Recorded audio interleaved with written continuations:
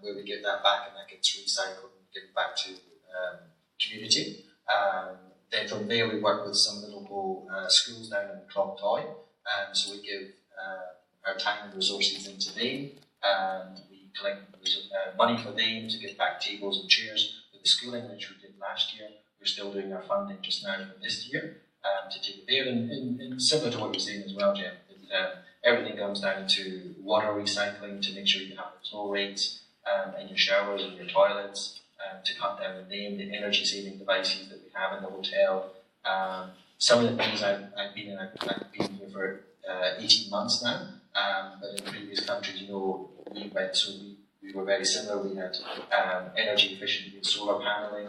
We actually had our own water well, so we drilled and tapped our own water, so we saved there, which was out of groundwater as well. But then a lot of the time is very much, from a hotel point of view, is our personnel and the time that they give back to communities. That's the majority of things. Of course, it's standard now that we have energy saving devices and little aerators on all of the taps and the shower heads. These are common now in all hotels, so it's going that extra step. And I think a lot of the time now is very much down to the personnel, what time they give back to the community. That's the huge CSR thing at the moment as well. Yeah. Yeah, I work for Marriott, and from Marriott, what I see is that the CSR projects are basically conceptualized from two principles. One is spirit to serve, and the other is spirit to preserve.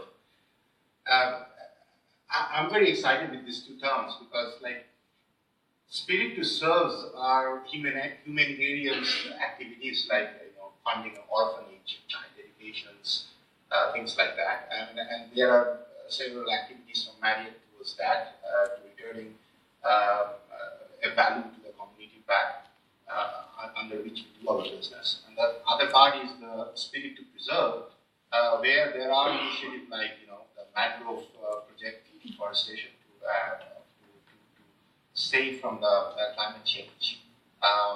There are different projects also like black crab projects, and I'm talking about this because this is particularly where, again, I would say that if I'm a finance guy, I don't spend money if I don't get back the money. So for me, these are the projects which are the interesting part, that I realize that we get the money back eventually. So that's the interesting part. So Alex, I have a different question for you. As your CSR expert, so this is a point of view for hoteliers. As a guest, when they go to a hotel, you will notice as a guest when you go to the bathroom or in the guest room, the hotels will encourage you to not change your towel. But me, being selfish as I am, I'll change my towel every day. I don't feel like I already paid $100, $200 for this hotel. How are you going to encourage guests to actually, do that don't change your towel, don't change your bed sheet, and use the same dish and glass for the rest of your stay? Because I wouldn't. I think it's just me. I just want to add something onto that. It's not about training the guests, to hang up their towel and everything else. The big challenge we as hoteliers face is actually training our team members that if it is hung up, that they should not just replace it. And that is one of the big challenges that we face as hoteliers. Is getting the team members to understand the importance of what the guest is asking for. So it's not only guests. No, I agree 100%. My reaction would be much the same as yours.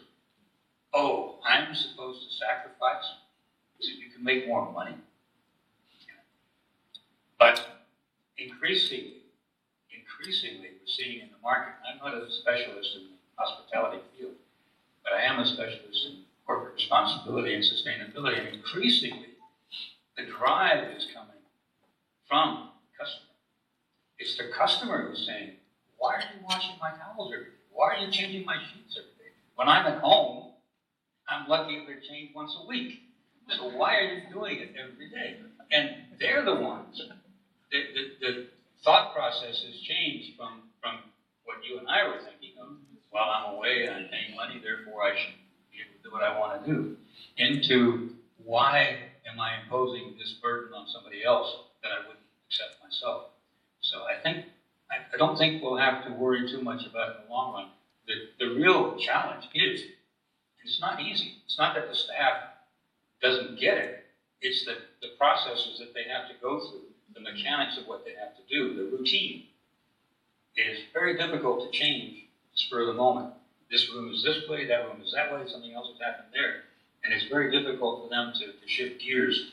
And we just have to, through our training programs, I think, come to grips with that. Can I just add as well, from an engineering point of view, you have to make sure there's enough place to hang towels up in the bathrooms. Okay? I'm not going to answer that.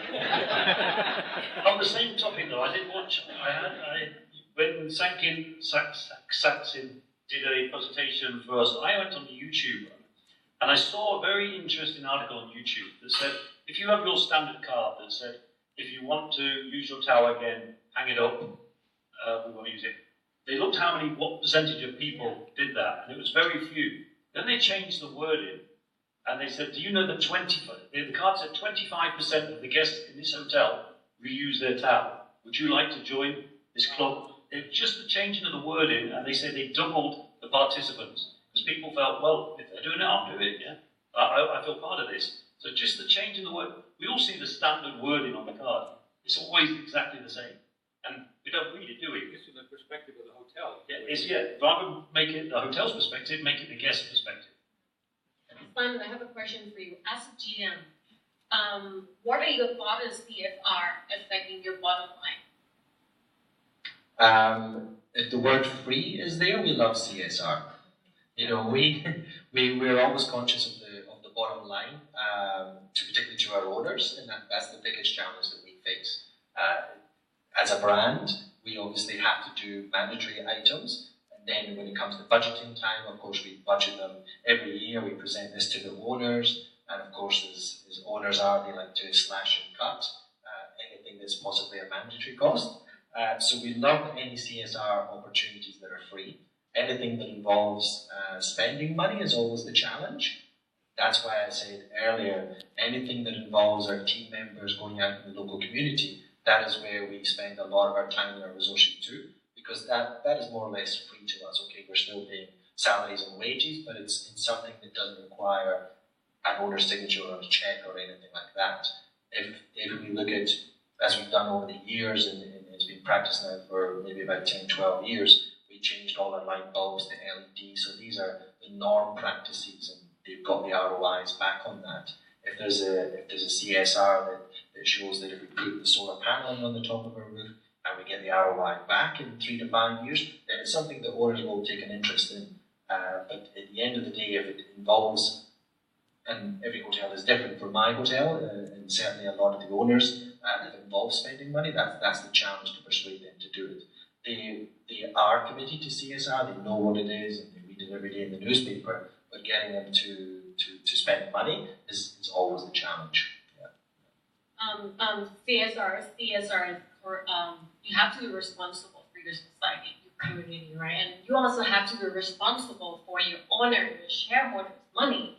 So, Deb, I would like to ask this to you. What are the key things that you have to consider when it comes to financing your CSR project? Yeah, an interesting question. I somehow did not find so far it's very difficult to establish a ROI behind a CSR project. I mean, probably it is more of educating and our associates, and as well as buying in our own stakeholders into the process so that they realize what are the benefit out of it. I follow it from 4 perspectives. Allow me to explain that. I mean, there are 4 components of a CSR project which can directly get reflected into a business model. One is it gives to a higher growth, and I can explain to you about what is growth through CSR of the company's growth. The second thing is that it's lesser cost. It reduces your cost. Third thing is that it reduces your risk of doing business. And the fourth thing, which is in our hospitality industry, which I believe that one of the most biggest companies, it establishes trust. And nowadays, in the present business situations, even the consumers are aware, they are well educated about the changing world, changing phenomena. And they want to believe that the business will also be changing their model of operations and how they do business. And that attracts a customer and engages a customer to the hotel. Now, if I break into the things that if every CSR project, whether it's giving a ROI, and whether I will be able to establish to my owners to spend that money or not, these 4 principles so far has helped me to break it down about any project and establish to the owner that how it is getting. I can give you so many examples. I mean, I worked in Africa for 8.5 years in East Africa and Tanzania.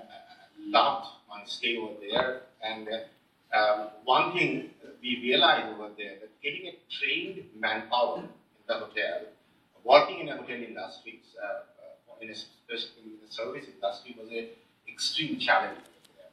And we tied up with a local vocational training institute to provide training. So as managers, we selected a committee. And we gave 2 hours from our weekly working hour and went there and trained people about hospitality and training. And eventually, we got funded even from the government out of it because it was generating employment. And we made a strategic decision that after this vocational training, we will recruit them, and we needed those manpower. And in Africa, otherwise we had to get an expatriate from outside the country with a higher cost, and directly reflected in our manning cost. And eventually, not necessarily all CSR, it's a partnership. I mean, obviously we have to look into a partnership. And every CSR project need to have a strategy where it will be directly influencing our nearest community. And that's probably the success. Getting an ROI depends on. I mean, CSR is a strategy towards sustainability. I mean, sustainable growth is the model which, eventually, at the long term, that's going to benefit our every hotel. When it comes to cost reductions, I mean, I can give you an example. For example, in Marriott, we have these mangrove projects. I mean, $1 a day, which is getting funded from the guest itself. It's a volunteer project if you contribute. And out of that project, I mean, we are promoting production of seafood, just sustainable seafood, and the hotels are consuming the seafood. I mean, I'm not involving any intermediary or agent. I'm directly going to the farmer and procuring the crabs and the shrimps and using those in my hotel. I have reduced cost over there. So if I am able to show that in the figures with the owners, I don't believe that the owners won't take it. I mean, it's a challenge in some extent sometimes to get and buy in. I will say that, I mean, Simon, you're the GM, but sometimes I face challenges, if you ask, to buy in a GM into the process, and that it can generate money. And it's a quite subjective, but yeah, this is also one of the challenges that buying in a general manager who is the anchor of the ship, and as well as the owners into the process, that it can generate value. That's probably the challenge what I face sometimes. Yeah. I can carry on with so many examples. I mean, I worked in Dead Sea in Jordan. It's a 400 meters down from sea level, and it's a barren land, and we are depending on Dead Sea. Dead Sea's depth, the water level is going down year by year, which is the impact of the climate change, and how to support the community around Dead Sea. And that was how it helped the industry itself. It's amazing. I mean, there are stories about it. I can talk about so proudly about it. And the owners bought into that, and they realized that how it benefited the industry itself.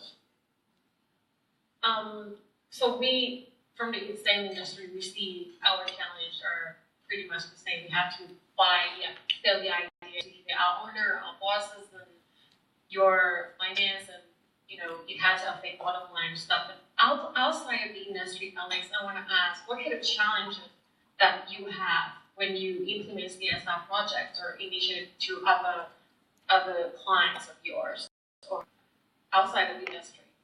Or is it the same? At the end of the day, it comes down to the same thing: money and. You're talking about what are the challenges outside of hospitality? I think the challenges are the same across the board, frankly, in any industry. And I must say, I want to hire Dave there. I want to hire you as soon as I can. It's very rare that you get someone who's so eloquent and committed to numbers and also committed to the cause, if you will. And in my youth in this field, which was about 15 years ago, the finance people were the worst. Absolutely. You have to say, here's the value. Where's the value added? You come in with a suggestion. They would say, and how many points will it add to our bottom line? And I got to the point where I finally would say, well, do you ask your marketing people that? Do you ask your engineering people that? No, they don't. Why are you asking me that? But they think that for some reason, or thought that for some reason, you had to be able to justify this new function with bottom line numbers. So that's changed, definitely changed over the years. And now I find many people like Dev who are very, very fundamentally committed because they know the bottom line and they know that, okay, it may not be today or tomorrow, but in the long run, it's going to benefit the operation. And when people like this speak, as opposed to what I'm now seen as an academic, I'm actually a recanting businessman, but when you see people like who are currently in the field and they're saying, that should carry some weight for you. That should carry a lot of weight for you. The other thing I would say, generally, I would prefer to look at any investment, any outlay that you may have as an investment and not a cost, and go into the asset column and not into the debit column of the books. It's kind of hard to convince sometimes management of this, but that's the reality. It's an investment you're making. It's not a cost that you're paying for. The challenges are completely the same. You're having to tell people that you won't see a payback for a while. And I can't tell you how much payback that will be. And it's a bit frustrating because you're dealing with people whose KPI are based on the quarter or the half year or the year. And you're saying, I can't guarantee you anything for maybe 1, 2, 3 years. And it makes them immediately skeptical of what you're saying. When I try to address the issue and try to put it in context with clients, I say, if you would make every decision with the idea of the impact it will have in 5, 10 years, we wouldn't have to have a discussion at all. We would not have to have this discussion because you would be concerned in such a way that you would make the decision automatically in such a way that you would benefit in 5 or 10 years. When you look at it from the standpoint of how am I going to make my next month's or next quarter's KPI, it's going to put a whole different slant to it.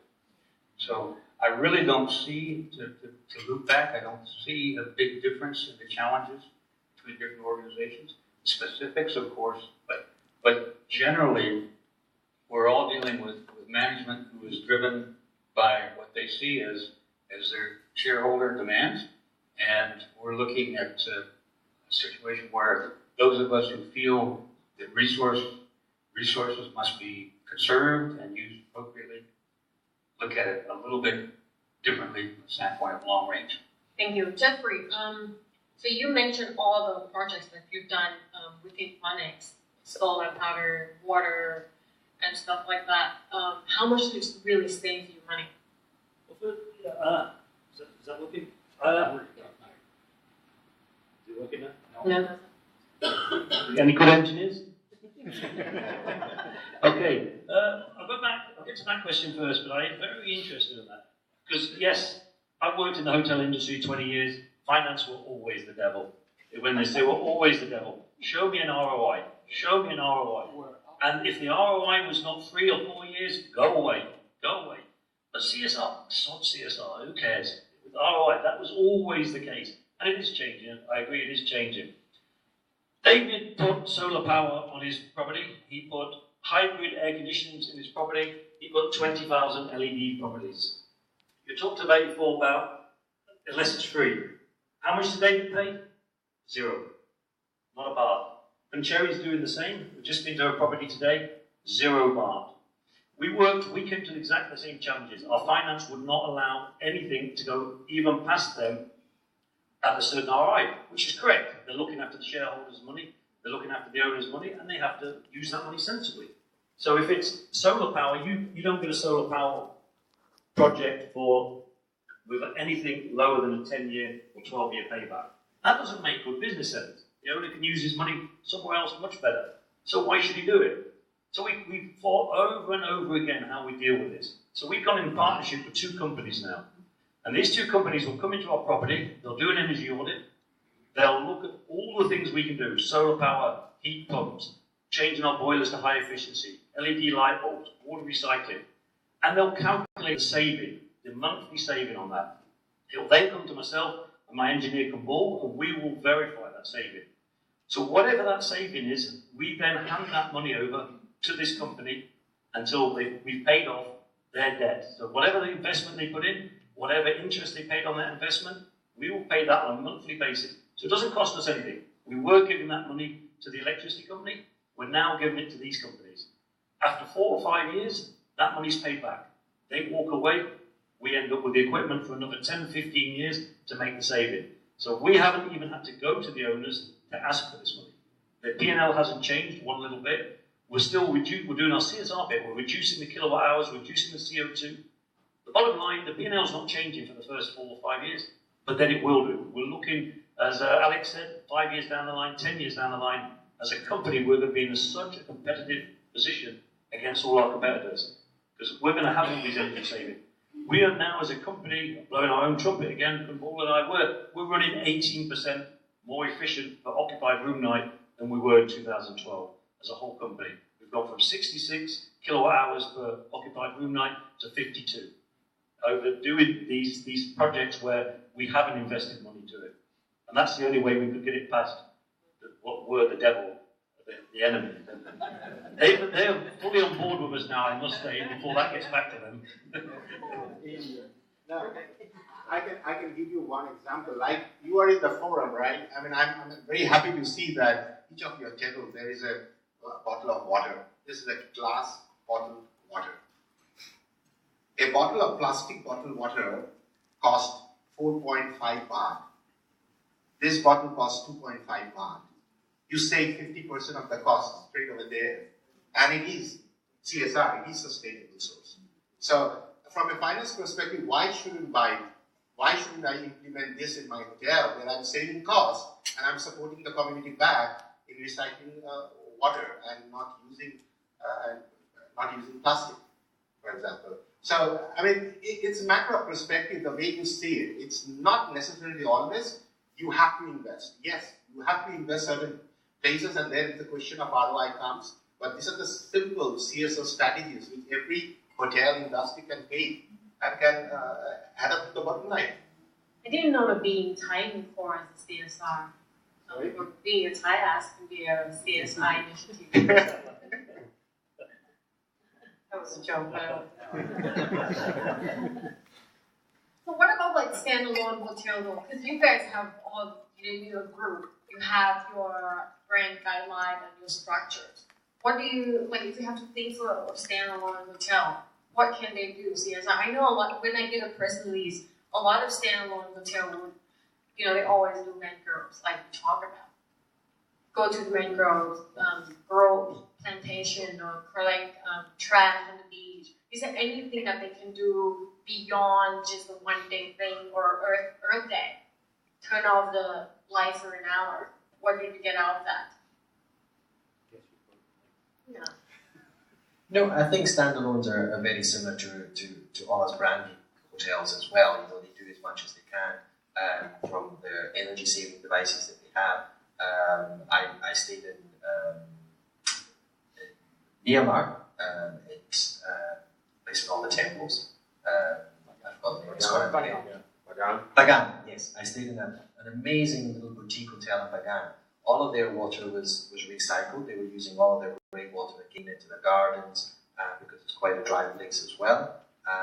They had solar panel energy. And often I think independent hotels have a great opportunity to do more because the owners take that more initiative, they have the more passion to put the effort back in to working with CSR. So if anything, I think, you know, it's better being a standalone property because they have the passion to do it. We all as hoteliers do as well, but because it's their product, it's their baby, it's their everything, so they have more effort and more chance to do things. And so they work a lot harder in CSR, probably more so than branded hotels, I think. What both Deb and Simon have said brings us back to the point that really what we're talking about is really nothing special other than good business. It's doing business the way we should be doing business. There should be no objections to that, truly. People react when they hear the jargon of CSR, corporate social responsibility. But when they look at the real impact that it can have, they're saying, and this is a very common reaction to when I describe what we're going to try to do, CEOs will come back and say, that can't be CSR. It's just good business. And it's true, it is just good business. So if we can just turn around and say, forget about CSR, forget about the nomenclature. I've even told CEOs before, let's not even talk about CSR. Call it fried rice if you want. Call it anything you want. We're looking for the outcome. And the outcome for you is going to be more profit. How are you going to sustain all these CSR projects that you guys have?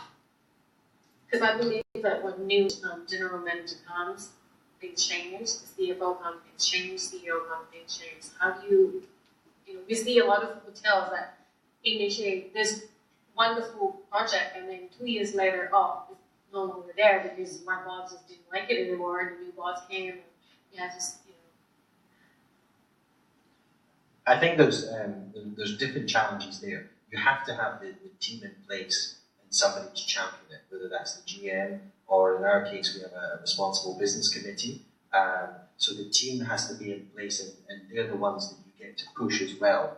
And often, obviously, as an expat, you're using the local community, those that are here based in Bangkok, so they're the ones that I push to drive it.